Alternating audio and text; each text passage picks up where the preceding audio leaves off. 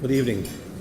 Former Lieutenant Governor Francis, member of the Legislative Assembly Hallman and McKay, Archbishop Cutler, Archbishop Mancini, Bishop Edwards, Reverend Bennett, Ms. Friesen, distinguished guests, and ladies and gentlemen. As the Queen's representative in Nova Scotia, it is indeed a great pleasure for me to join you this evening for the Atlantic School of Theology 2018 Gala Dinner. À titre de représentant de la Reine Nouvelle-Écosse, c'est un grand plaisir pour Patsy et moi de nous trouver ici ce soir parmi vous. Tonight's dinner provides an opportunity to briefly speak on faith and how it can inspire and save individuals and communities from collapse. No matter one's religion, faith serves as a foundation and as an anchor that keeps you grounded in an ever-changing world of rapid communication and shifting morality. One's faith can also be a life-saving jacket that raises you up in serenity when you are foundering in a sea of despair and darkness. Faith bolsters one's resilience in the face of hardship and adversity. One only needs to look at the historic example of the Acadians, who, due to their strong faith, survived and later thrived after the deportation of 1755. The great religions of this world teaches us to love, forgive, and to treat others as we would want to be treated. It is a universal message that tonight's guest speaker is experiencing following the tragic murder of her partner, Fritz Musser. Ms. Friesen, please accept our sincere condolences. We sincerely hope that you will find peace in the face of this great personal loss. Tonight's dinner also provides an opportunity for Patsy and me to congratulate the recipients of the Honorable Marianne Francis Faith and Action Award, Jen Power and Silas Dunham, who are being recognized, of course, for their work with L'Arche and their community. The former Lieutenant Governor of Nova Scotia, Francis, is known for her abiding faith and how that faith guides her life and her work. It is indeed special that the Atlantic School of Theology established an award in her name. To the recipients who are honorable mentions, Stephen Juchik, Martel, and Beverly McDonald, you can take great pride in this recognition. Congratulations. Avant de terminer, nous tenons à féliciter le nouveau diplômé de l'Atlantic School of Theology. Nous vous souhaitons un très bel avenir. And to conclude, please allow us to extend our congratulations to the graduating students of the Atlantic School of Theology. We wish you all the very best in the future. Again, thank you very much for inviting us this evening, and it's so kind of you to include us tonight. Thank you. Merci. Wilaliak.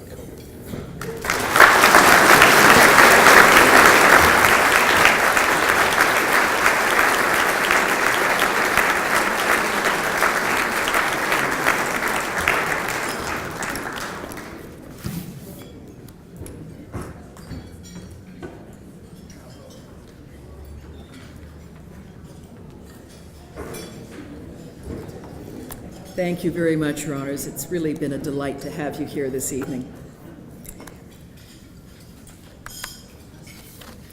I would now like to invite April Hart to join me on stage to introduce our guest speaker. April is a Master's of Divinity student and candidate with the United Church of Canada and a member of the AST Board of Governors. April.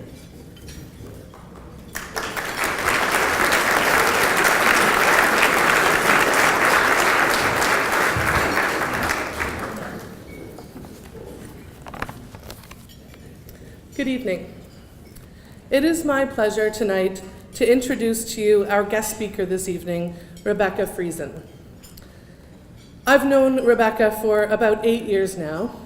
We met because Rebekah's Aunt Margaret and my Uncle Bruce are married. And although they've been married for about 30 years, we didn't meet until we were adults because I was growing up here in Nova Scotia and Rebekah was growing up most of the way across the country in Manitoba. Just north of the city of Winnipeg, Rebekah was raised by her mom and dad on a family farm. She is one of 6 children, and she was homeschooled from grade 1 through 12 by her mom, Dora. Like generations of her family before her, Rebekah was raised in the Mennonite faith tradition, which she says significantly shaped her in the values of pacifism and simplicity. Encouraged by her mom to travel and explore the world, upon turning 18, Rebekah enrolled in Katimavik. After completing that program, she traveled Canada for a year and then France for another. Rebekah took on whatever opportunities came her way, working as a cook and bosun on a teaching ship, a baker and a boat builder. It was in a boat building course in Maine that Rebekah met Fritz, a gregarious American man with a thick ginger beard, an adventurous soul, and a laugh that could fill any room. Fritz had a love for traditional craft. He could build a boat, he could make a yoke for a team of oxen, he could tend bees, make soap, cooper a barrel, run a team of horses, do the work of a blacksmith, and he could bake the absolute best cinnamon bun you've ever had. That was a particular passion of his. Together, Rebekah and Fritz spent a few years traveling, working, and learning these old crafts and trades, enjoying the gift that is being young and in love. In 2010, Rebekah and Fritz landed briefly in Nova Scotia. They fell in love with this province and decided to move here the following year. At Christmas in 2011, Rebekah and Fritz joined our family to celebrate the holidays, and that would be the first time we'd meet. I remember liking Rebekah instantly, noting how well-spoken and well-read and open-minded she was. I recall playing this game after dinner where we passed around a wrapped gift that had several layers of wrapping, and if you got to hold the gift when the music stopped, you had to put on a pair of oven mitts and try to peel off a layer of wrapping. It was so silly. And Rebekah and Fritz, I remember watching them just be so competitive in the most fun way and just laugh with their whole bodies. And those are just such endearing qualities about the two of them. And I remember later that night being in the kitchen with Rebekah doing dishes, and she was washing and I was drying, and I picked up a plate and I saw there was still a little turkey dinner left on it, and I pointed that out to her, and she looked at me and said, "Dry hard." A quick wit. Another of the qualities I appreciate so much about Rebekah. A fair bit of life has happened between then and now, and a significant part of that is what Rebekah will share with you in a moment. But to bring you otherwise up to date, Rebekah has been living in Wolfville and working as a program leader of a day program at L'Arche Home Fires. Today was actually her last day in that position, which she's held for the past 6 years. Rebekah will continue to be part of the L'Arche family going forward, but will do so on a part-time basis. And that's to accommodate a new passion she has. About a year ago, Rebekah began offering respite foster care in her home, and this change in her work life will make more space for her to create her own family through fostering. Rebekah is also exercising her passion for restorative justice by spending time getting to know the people incarcerated at Nova Women's Institution, the federal prison in Truro, and volunteering with Valley Restorative Justice in Wolfville. Folks, please join me in offering a warm welcome to our guest speaker this evening, Rebekah Friesen.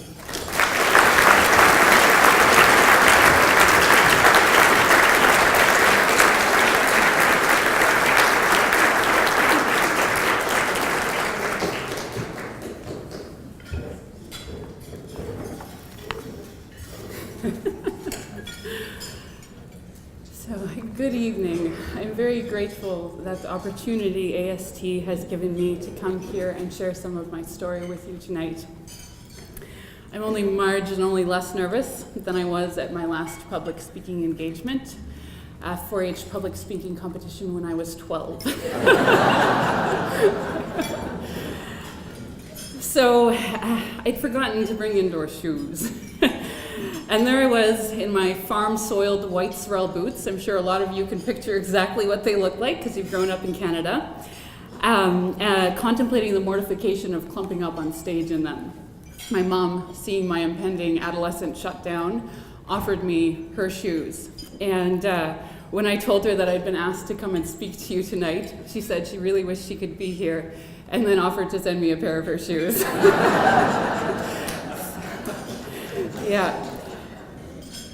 So I tell you this anecdote partially to just kind of break the ice for me a little, and partially because I know it is a good place to begin.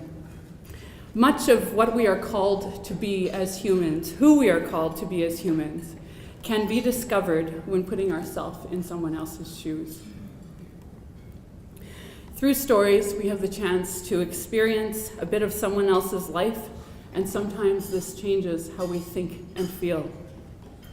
We have the opportunity to cultivate a broader spectrum of thoughts and emotions that prepare us for the things we may face.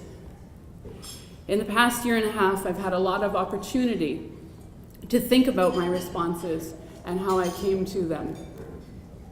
I want to share with you about what I believe most affected and impacted the choices I made, and what it is that gives me hope. The love of my life, Fritz and I, met in 2007 at an intentional community in Maine, as April has referenced. The community's life is based upon the Benedictine principles, and the participants have the shared work of building boats. The boat shop seeks to provide a place for people that are in between things in their life, whether it's drug use and sobriety, or working life and retirement, school and a career. Fritz and I, we were there to build boats. We were excited about the community, but we both really wanted to learn to build boats.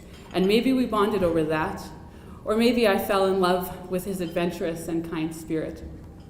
He'd already traveled to over 16 countries and was thoughtful and inclusive of those on the fringes of the community. He was profoundly curious, asking questions that everyone or no one was thinking. Oftentimes people just didn't have the courage to verbalize them. Fritz could talk with a degree of knowledge on almost any topic, and he had an insatiable desire to know and understand. He was principled, and he marched to his own drummer, sometimes frustratingly so, and gave his all, always. Consistently and faithfully, he believed in every human's worth and value. Fritz, the big town, atheist Chicago guy, was very different from me, the rural Manitoban Mennonite gal. I think of him as the midwife of my personhood, though.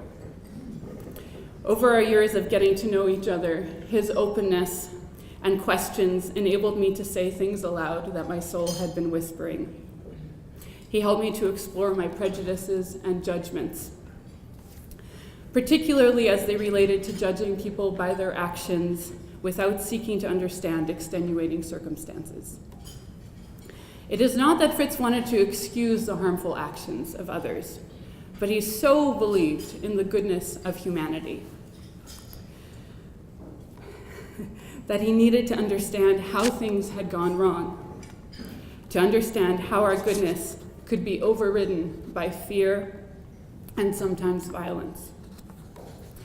On August 12, 2016, Fritz was murdered in the Republic of Georgia, where he was fulfilling an 11-year-old dream of hiking the length of the Caucasus Mountains, from the Caspian Sea to the Black Sea, through Azerbaijan and Georgia. In the last photos that he sent us, he was shimmering with joy.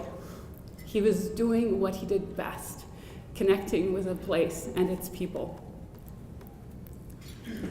When Fritz's family and I got word that he'd been killed and that the person accused of killing him was a young man, 19 years old, I remember having one clear thought. And that thought was, please don't let him have children. Because I couldn't bear the thought of how his actions could define their lives. As more information arrived in the days that followed, we learned his name, Michael. And we learned he was a father to a baby boy. I spent hours talking with Fritz's mother and sister as we worked to bring Fritz's body back. We realized almost immediately that none of us harbored any harsh feelings for Michael. There wasn't even really anger. In its place was a profundity of sadness and confusion I don't know how to describe. How could anyone kill a person as overtly loving of the world around him as Fritz was? I've asked myself many times since August 2016 why we were able to respond out of softness, and why the hurt and pain of having Fritz taken from us did not harden our hearts. How could I experience concern for someone who had killed my beloved Fritz? My story is no judgment of anyone else's. Every forgiveness journey looks different, and it looks different every time. Forgiveness is a complex, and also conversely, understanding why we are all worthy of it is simple. Wounded people wound others. No one won when Michael killed Fritz. We all lost dearly. In looking at my life, I see I've been prepared and nurtured since I was born to respond as I did. However, I believe my response could have been very different had I not known and loved Fritz's heart, and had I not had the fortune of doing so much of my life with communities that seek to forgive and include. My father is a storyteller. And he gets this look in his eye, like he's remembered something that just couldn't be more perfect for the moment. And then he clasps his hands in earnestness, and he looks to see whether he has an audience, as I'm doing right now. And then he launches in. And in the Mennonite tradition that I grew up in, communion was celebrated once a year. It was a very special evening.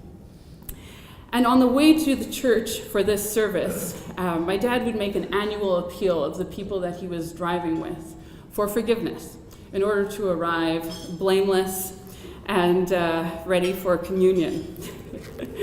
So after several years of these 11th hour requests, a relative approached him to challenge him on his thoughts on forgiveness and encouraged him to make forgiveness a daily practice. Numerous experiences throughout his life brought home to my dad again and again that unnecessary suffering came from letting the sun go down on a wrong done without asking for forgiveness or extending it. And this became the punchline and the moral of many of his stories. I was raised to forgive. I was taught forgiveness was something that should be asked for with humility, as naturally as we breathe, as soon as we are able or realize that a separation has occurred. Because that's ultimately what a hurt or a crime or a sin or whatever you want to use to describe it is. It's a separation between us and another being. When Michael killed Fritz, he separated me from the person I was closest to, and that act put up a wall between him, the man who had last touched Fritz, and me. Forgiveness is the power to heal that divide.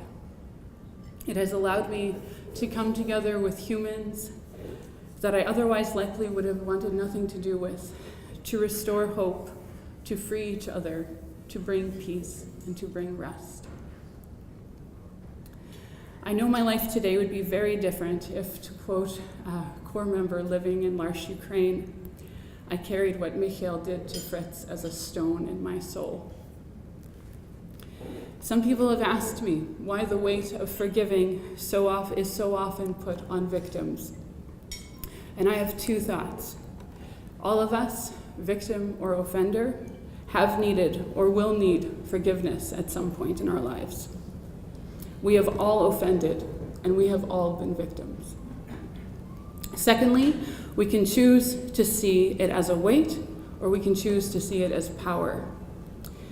Prior to Fritz's death, I'm ashamed to say, I viewed the word victim as synonymous with a poor me mentality. Now for me, the word victim is synonymous with powerful. We have the power to spiritually free ourselves and others. Out of our pain, we can become advocates for change. Forgiveness, the gift anyone can extend, can be one-sided, but reconciliation can't. It takes both people putting themselves in the other's shoes, talking, learning, and then hopefully understanding. Toward the end of September 2016, the American Embassy was in touch to let us know the Georgian Department of Justice wanted us to name someone who would stand in as the victim at the trial of the man accused of killing Fritz. The prospect of a trial and sentencing was very hard to fathom, and I can actually say I felt a bit of revulsion for it.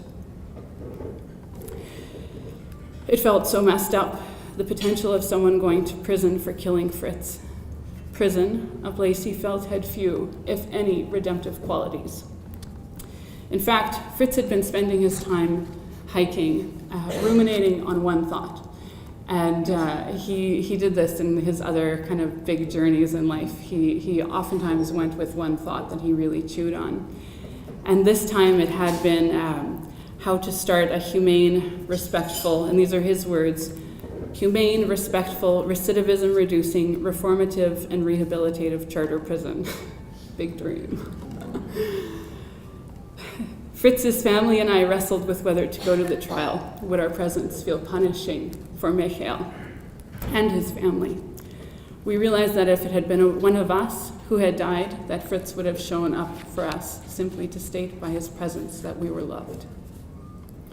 Neither Fritz's mother and sister had the freedom to travel due to ill health in the family, and so I went.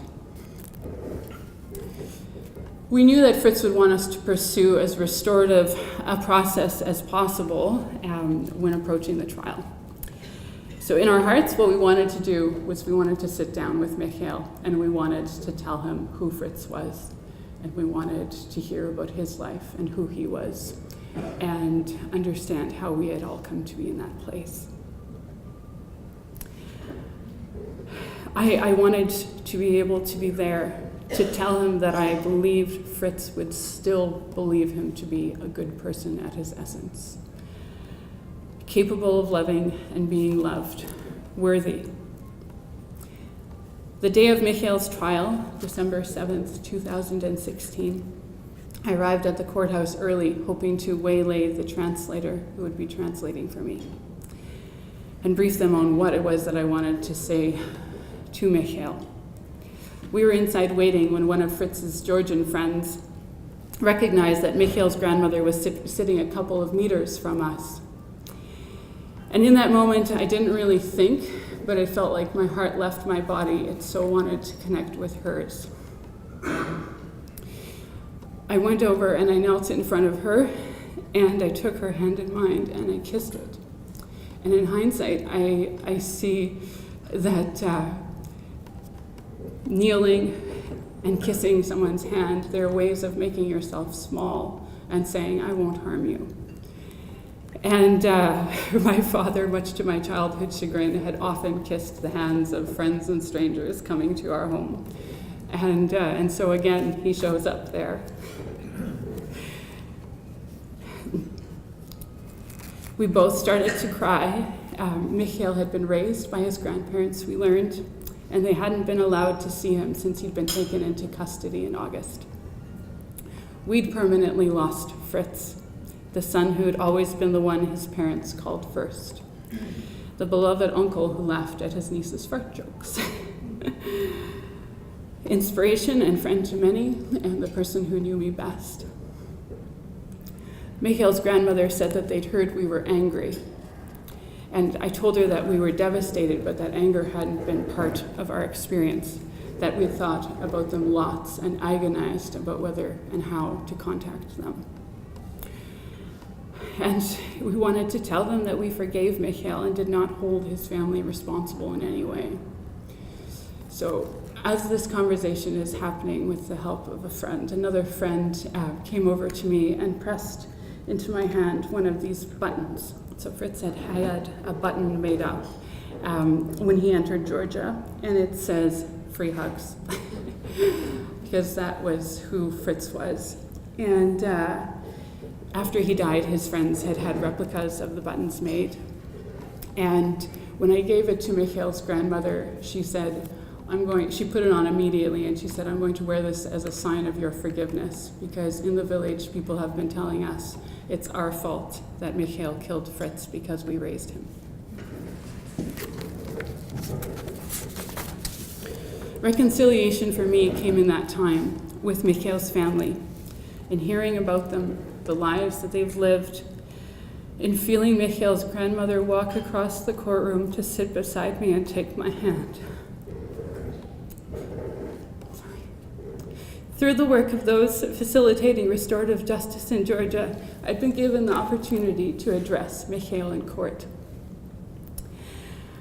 I discovered that it was the first time a victim had been allowed to address the accused in a Georgian court. So that felt pretty big. And I also discovered it's not the place to have a heart-to-heart conversation. He was seated behind a glass wall, and I was standing behind a podium. 2 walls. And it was what we had, so I shared the words that I came with. And I don't know how they affected him.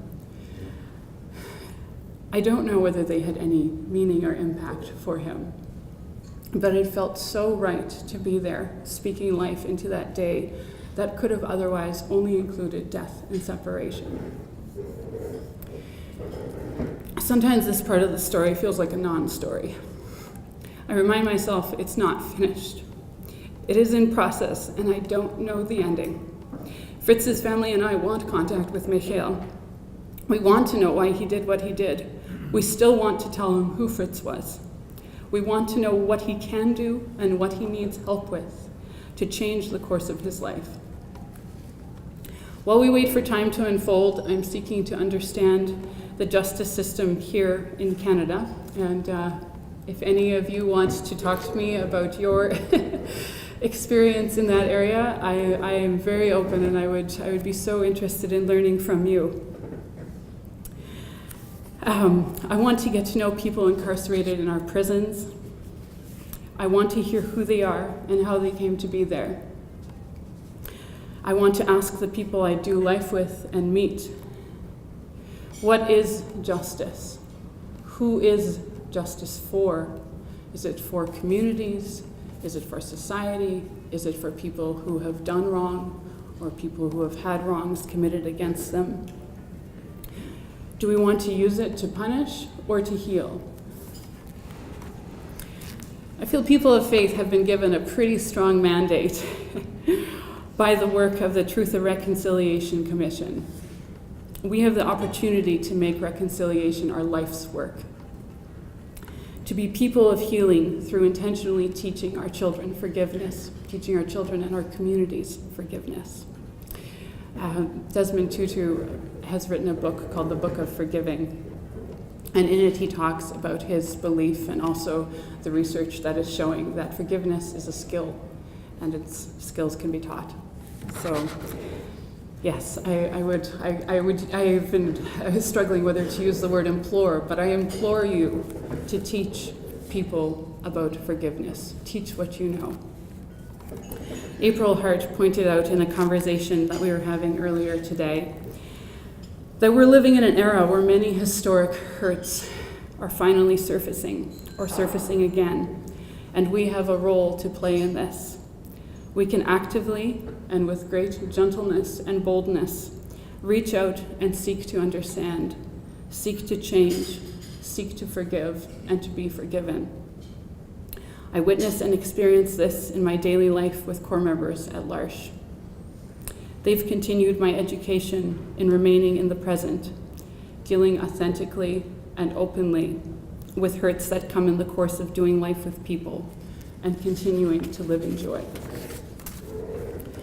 Fritz's sister and I have pondered resiliency and what it is that allows and enables some people to emerge from a loss stronger.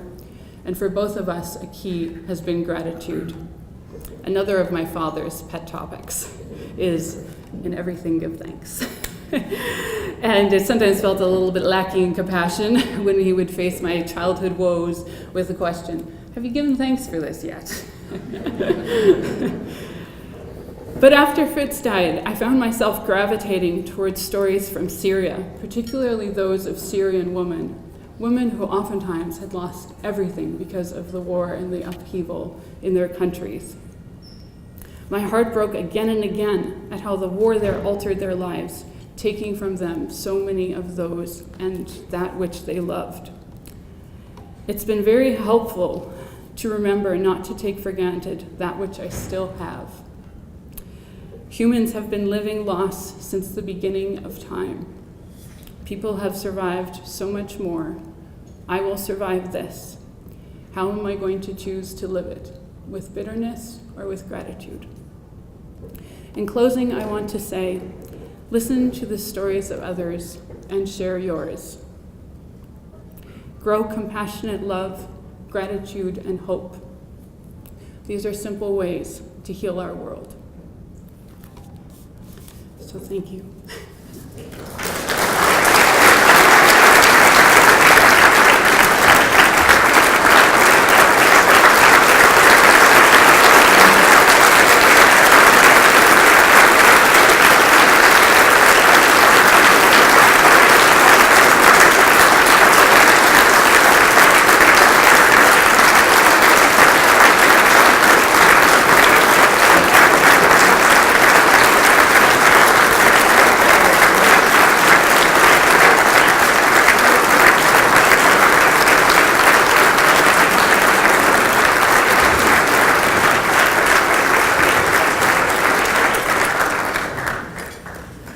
I would now like to call upon Dr. Rob Pennell, Dean of AST, who will join us to thank our guest speaker, Rebekah Friesen.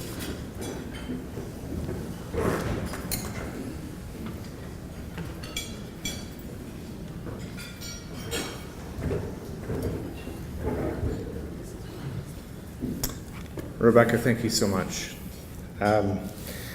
As one transplanted Manitoban to another, it's lovely to hear you and to recall the tremendous witness of the Mennonite community, which we don't hear as much about in this part of the country, but it's really tremendous to hear through your witness, through your story. And I think the way in which you have offered to us a vision of another way for this world will stay with us for a long time. And I think the transformation that you are seeking and which your life is witnessing is one that we who are alive today in Canada, in our generation, dearly need. I think that this is a time for reconciliation in a way that we have perhaps not given the same kind of attention to as we really ought to do. So the story of forgiveness, which you have witnessed to us, a story of grace, and a story of the spaciousness, I think, of God's Spirit that is generated within us is remarkable. And we're very moved and grateful for your talk tonight. Thank you very, very much.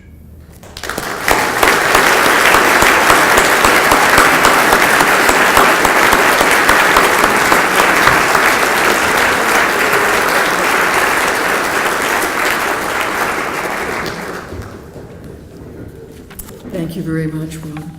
Before we end our evening, there is one more group to thank, the Gala Dinner Committee. Thank you to Chair David Griffiths, and thank you to the committee members, Helen Riding, Linda Moxham-Skinner, Mike Brownlow, Lydia Hood, and April Hart.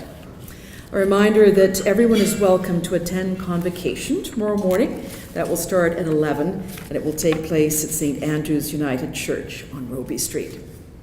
I would like to ask you now to please rise for the departure of their honors, Lieutenant Governor Arthur J. LeBlanc and Mrs. Patsy LeBlanc.